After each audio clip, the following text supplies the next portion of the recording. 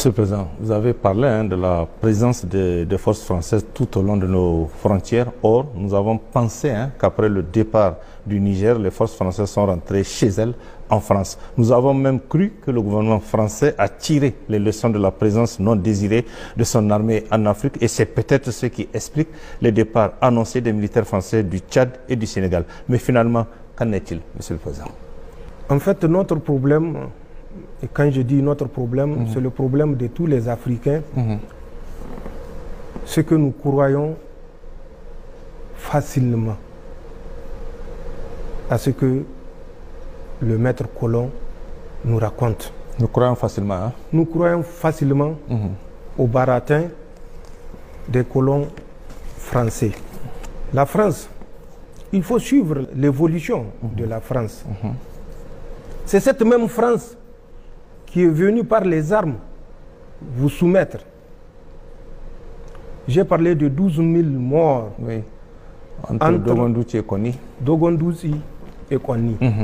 Jusqu'à la confrontation qui a conduit à l'assassinat du colonel Club. Donc il faut que nous cessions. Quand la France sort pour communiquer, il faut que nous cessions nous-mêmes de reprendre ça pour faire de ça une parole de vérité. Les Français n'ont pas quitté l'Afrique. Les Français n'ont pas l'intention de quitter l'Afrique. Tout ce qu'ils disent ou tout ce qu'ils font semblant de faire n'est que de la poudre aux yeux. Je vais vous expliquer. Et rappeler, puisque je l'ai déjà abordé là également, en août, le 2 août, lors de notre avant-dernier entretien. Tout à fait. Mais malheureusement, comme je l'ai dit, nous oublions vite.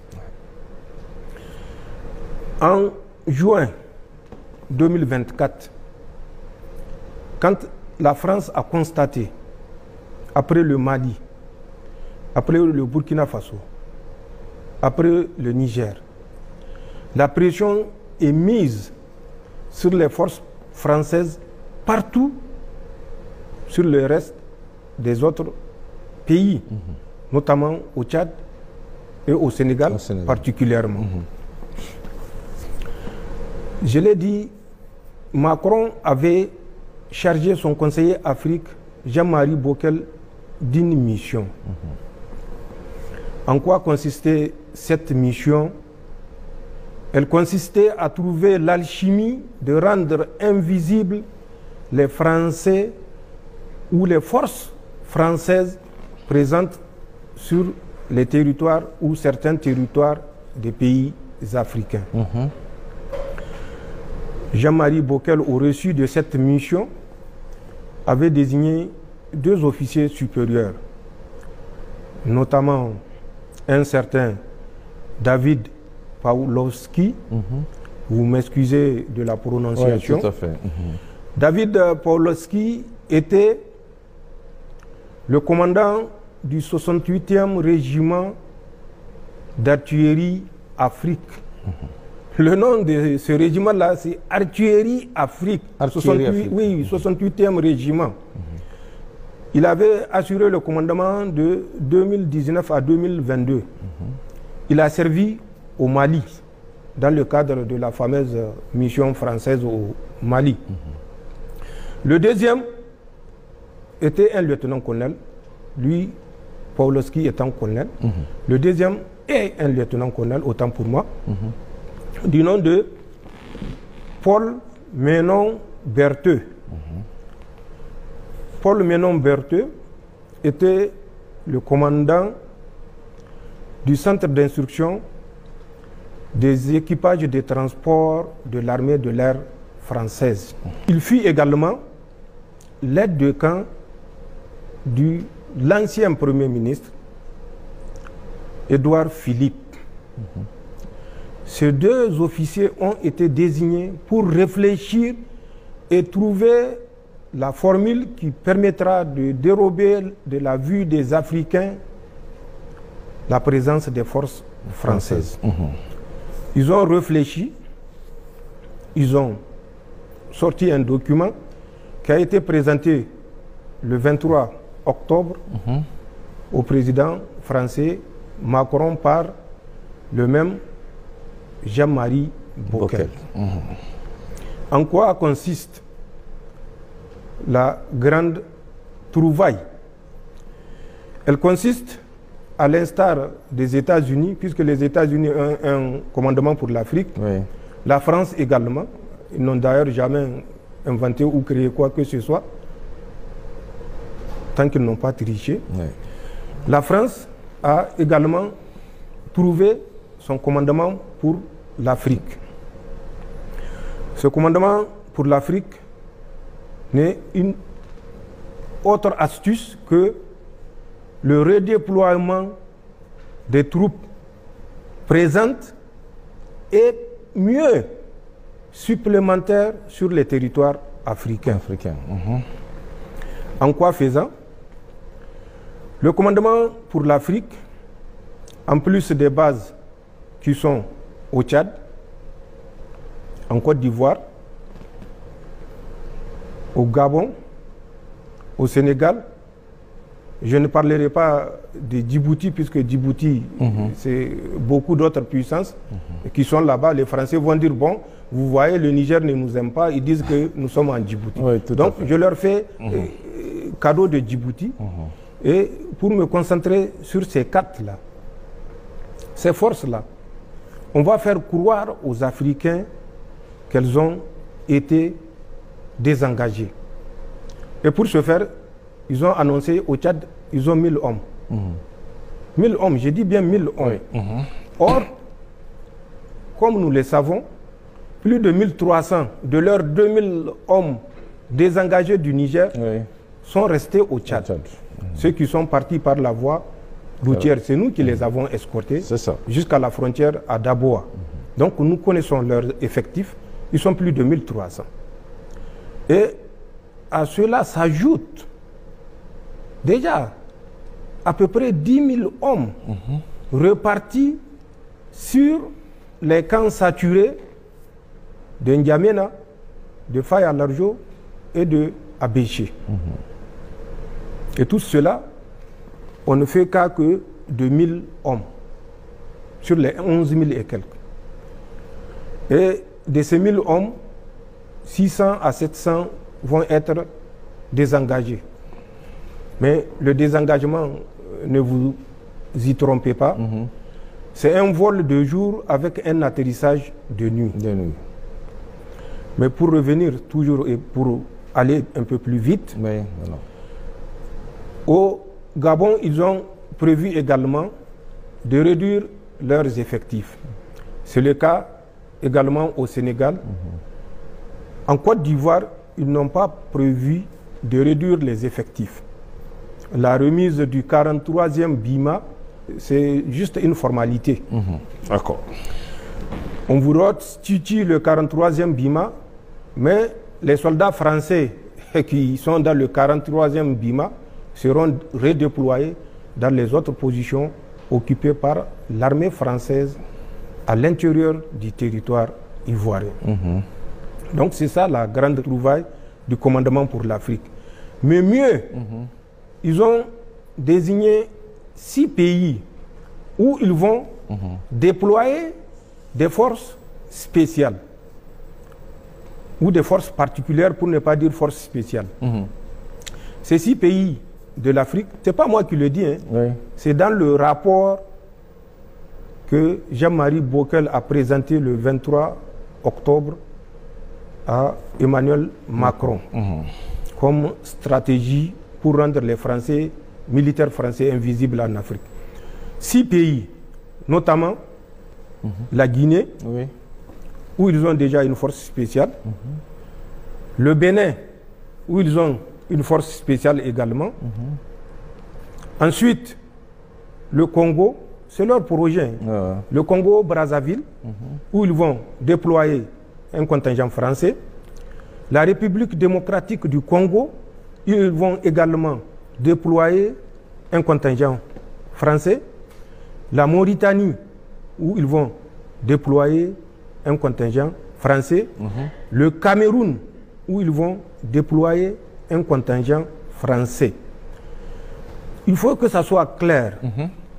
En dehors du Bénin et de la Guinée, où c'est confirmé la présence des forces spéciales françaises, les autres pays, je parle du programme Commandement pour l'Afrique et ce que les Français ont prévu. C'est un projet. Les autorités de ces pays sont au courant ou non, je n'en sais rien. D'accord. Mais voilà le redéploiement envisagé.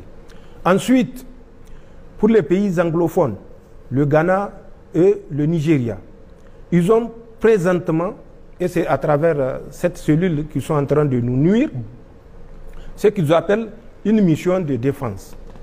Cette mission de défense va évoluer toujours conformément à la grande trouvaille en détachement de liaisons interarmées qui sera d'un effectif de 100 à 150 hommes par pays. Donc le Ghana et le Nigeria.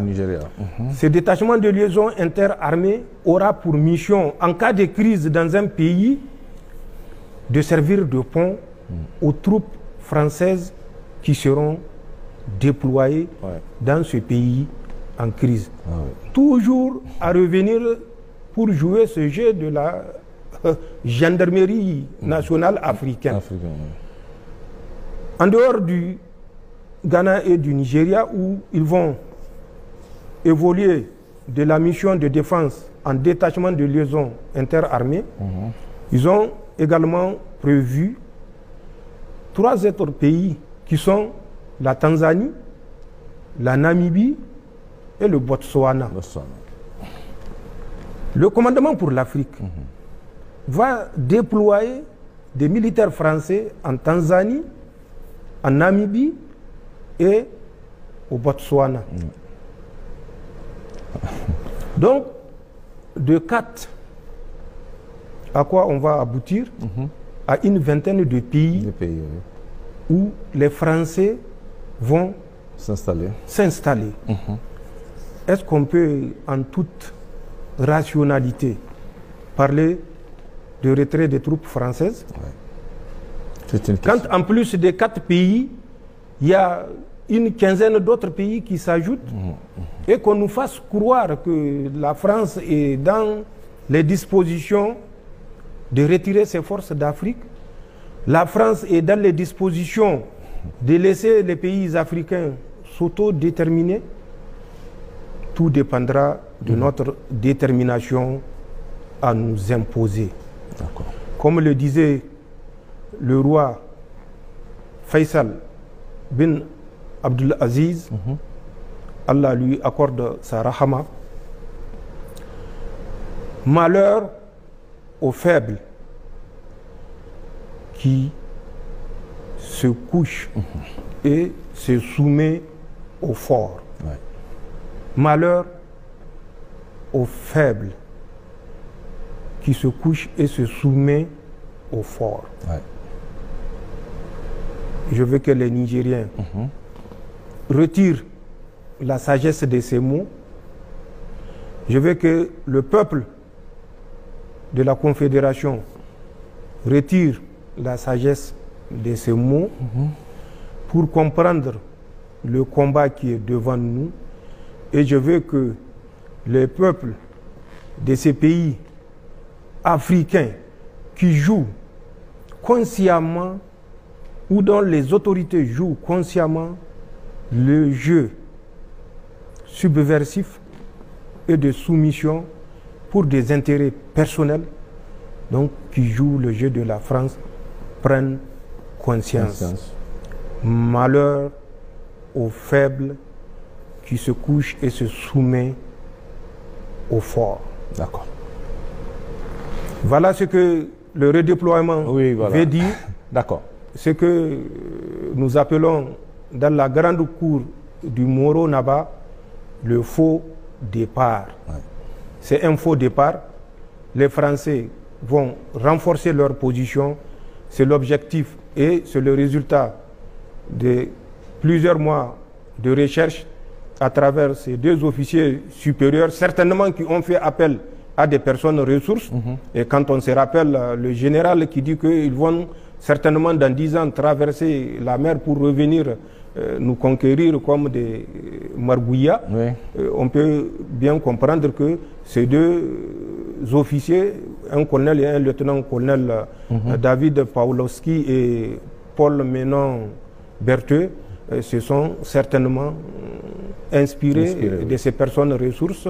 Et c'est le cas également des fameux super agents qui disaient qu'au moment où leurs troupes se désengageaient du Niger, que c'est le moment favorable pour conduire des opérations subversives mais clandestines. C'est à ça que nous devons nous préparer. C'est à ça que les peuples de la Confédération doivent se préparer, encore les peuples nigériens plus, puisque nous sommes ceinturés par des pays qui acceptent volontairement, avec zèle, de se soumettre au dictat français. Voilà le redéploiement français, qui n'est pas un retrait ni un désengagement, plutôt c'est un renforcement des positions françaises en Afrique, et pour des desseins machiavéliques de 4, on passe à 20.